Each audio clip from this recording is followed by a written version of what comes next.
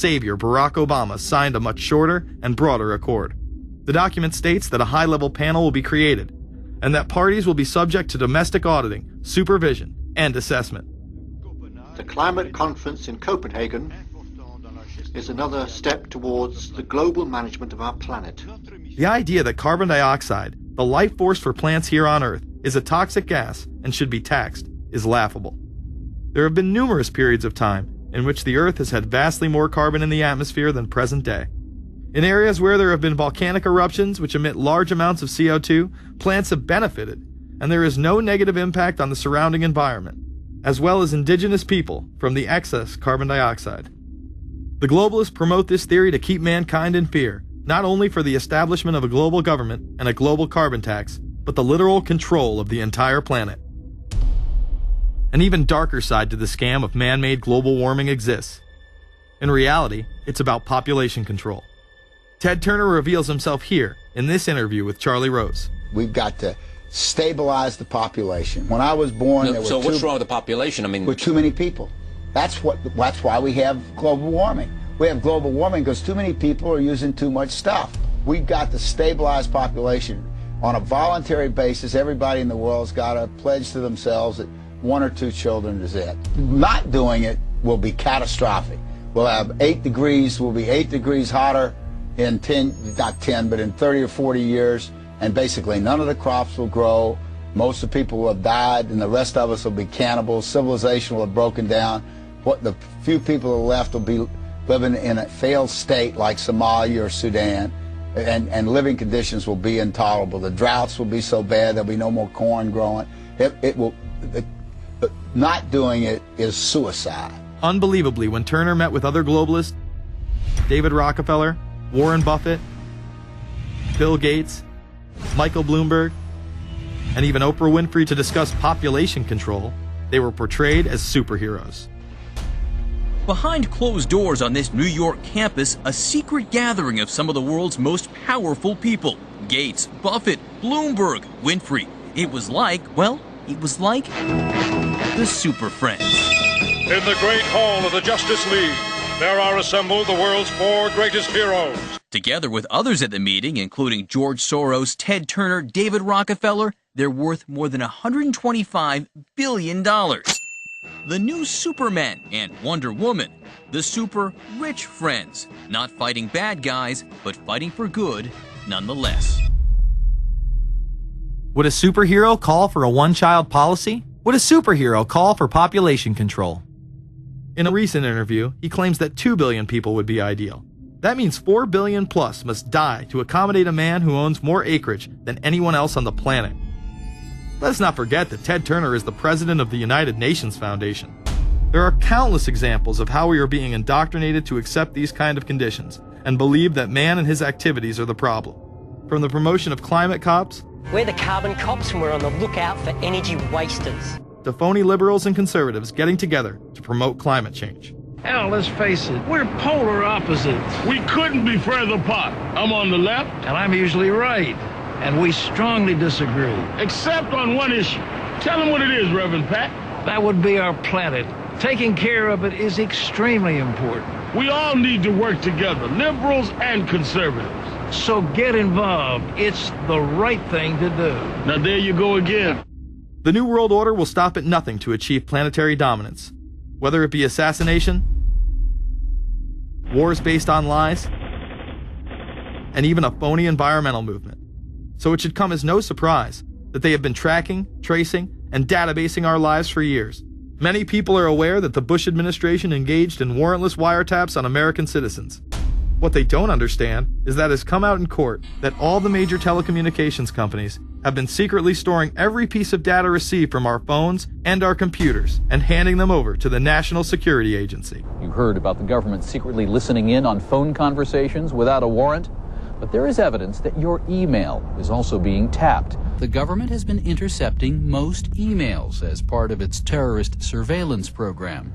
That program has been criticized as illegal because it's missing an important ingredient: search warrants. Several years ago, Klein says he came to suspect that AT&T had installed secret computer gear designed to spy on internet traffic. At at the request of the National Security Agency. This is just a small part of the picture, as AT&T was not the only company involved and emails were not the only issue. The NSA was installing Norris Insight systems, which are capable of monitoring billions of bits of internet traffic per second. It was also able to monitor any calls trafficked through its system, all websites visited, all instant messaging, and separate types of transaction records. The secret room at AT&T contains gear which enables the government to look at every individual message on the internet and analyze exactly what people are doing. Here's another document. It mentions a company called Narus. Narus makes computer software that can swallow and analyze 10 gigabytes of information every second. That means it could go through all the information in all the books in the Library of Congress in a little over 15 minutes. The documents Klein and others were able to produce were then censored by the NSA. Bankston isn't allowed to talk about the documents in detail. The government has since had them sealed. But he says what is in there boggles the mind. We are talking about a substantial portion of all the communications traffic in the United States. The policies have been shielded by the Obama administration and continue to this day. Attorney General Holder has publicly stated lawsuits be thrown out of court, and after several attempts, Klein and other cases were thrown out as well, once again citing the national security of what used to be a constitutional republic, not a massive corrupt slave state. Living in the New World Order, when it's close to completion, for the average citizen, for people like you and me, is going to be essentially slavery. We're never going to be able to get ahead. We're never going to be able to amass enough wealth, essentially to retire or to do what we want to do in life. We're going to constantly be working for the man. They're creating essentially a two-class system. So it's going to be an inner ruling elite and then everyone else. And I got news for you. You're everyone else.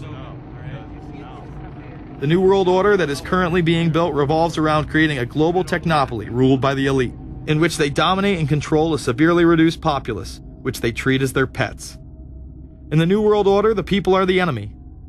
Internal documents released in March of 2009 reveal that the Department of Homeland Security is targeting citizens who discussed the New World Order, people with a Christian identity, or sovereign citizens who argue that the government has gotten away from the intent of the Constitution and are strong states' rights advocates. People who are anti-immigration, stating, extremists will argue that immigrants are taking the jobs of U.S. citizens during times of high unemployment and without paying taxes. People who oppose the Federal Reserve banking system. People who display constitutional party or libertarian material. People who support Ron Paul. And those who have bumper stickers containing anti-government rhetoric. This document is one of literally thousands that make everyone a possible terrorist. This establishes a pattern of demonizing ordinary citizens while giving draconian powers to the state. You are considered guilty until proven innocent. As technology is developed, separate parts of their command and control system are beta tested around the world. Here at home, Boy Scouts are being trained to take on returning veterans and disarm domestic extremists, while national programs such as City Year are training young people to serve the government. I am change. I am fierce. In the United Kingdom, it has been established there are over 4 million CCTV cameras. That is around one camera for every 14 citizens. Their purpose is not to solve crime, as it takes 1,000 CCTV cameras to solve just one crime. It is to create a tattletale society in which everyone is under constant surveillance by the state and those around them. The company Internet Eyes is now paying people to log on to the internet and watch CCTV cameras in real time as they turn in criminals for cash. Families deemed by the state to be unfit in England have now been put under 24-hour CCTV supervision in their homes. This program has plans for 20,000 families in England, which is to double in the next 2 years. Your every move in both your home and the outside world is under constant surveillance by a criminal elite who operate above the law. As we are constantly under the microscope, their activities remain in the shadows. Obama extended diplomatic immunity to Interpol with Executive Order 12,425, further empowering criminal behavior within our own government. In the Middle East, endless wars will continue. Under the Obama administration, we have sent tens of thousands of more troops into Afghanistan, all while the same network exposed in the Iran-Contra affair discussed earlier controls the opium trade. It was revealed in October of 2009 that the CIA had been funding puppet Afghani leader Hamid Karzai's warlord brother for the last 8 years. He is the lead opium dealer in the region, It seems the same cartel that was dealing drugs in the 80s and 90s never stopped. After all, how else could the government fund black operation programs across the board? The Karzai regime has whole sections of it which are drug supported, and we can't touch it. We turned Afghanistan into the major supplier of heroin for the world. It happened.